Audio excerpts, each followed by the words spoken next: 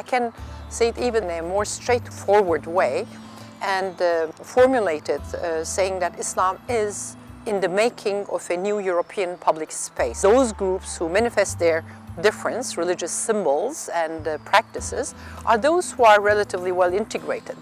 So the question is, what is the status of visibility? What the visibility stands for in our analysis of the public sphere? What is intimate, personal, and what is public? We are used to define all social movements as collective movements, and in the case of these Muslim manifestations of difference in European public sphere, like praying, like veiling practices, or dietary habits, halal food, they are both personal, very embodied practices, because you put on the veil, it is your dietary regimes, and you pray, but at the same time there is a public performative effect which changes the social imaginaries and norms of the very public sphere in which it happens. Whether carrying the veil, covering one's head by one's own decision, let's say, is a religious expression of the prescriptions, Islamic prescriptions, personal expression of these Islamic prescriptions, or whether it is cultural. So it has changed the frontiers between the boundaries between what is religious, what is cultural, is transformed, changing all the time. Revisit once again the notion of public sphere from the vantage point of Islamic difference this time, not only on the working class and the feminist movements, but also Islamic difference and the public sphere. Secondly,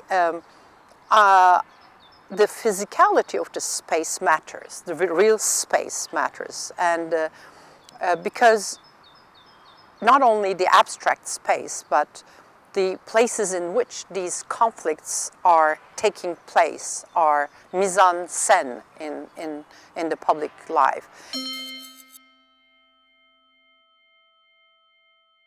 So the vicious circle between Islam and secularism is trying to get resolved. That's why Turkish experience is very interesting.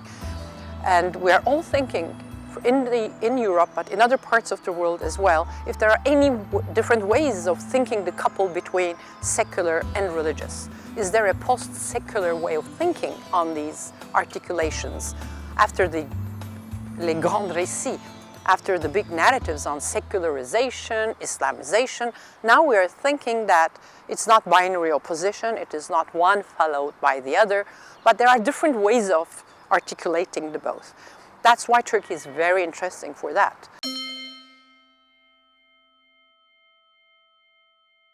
Western modernity became a model for all countries, even for secularization, modernization, and because we thought it was possible to have it in different places. That's the universalism. But universalism and exceptionalism are always very linked together, because European experience was exceptional. But because of that exceptionality, it has shown us something possible, so it became universal.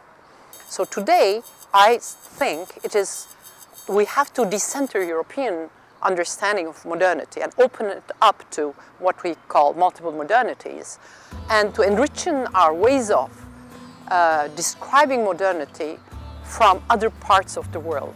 Turkey is very close with Europe in a way, in terms of its aspirations for a more democracy, more freedom, respect for minorities and so on, but at the same time trying to integrate more indigenous cultural references and even transforming religion into public and life.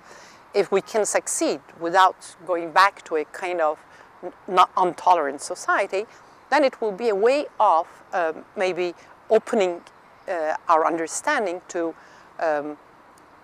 experiences of modernity, not totally from within Europe, but creating new les foyers, new sources, new spaces where we can open up our social imaginaries of democracy. This has been done by Tahrir Square. Tahrir Square became the reference for many European youth who were occupying other public squares like in Spain and so on.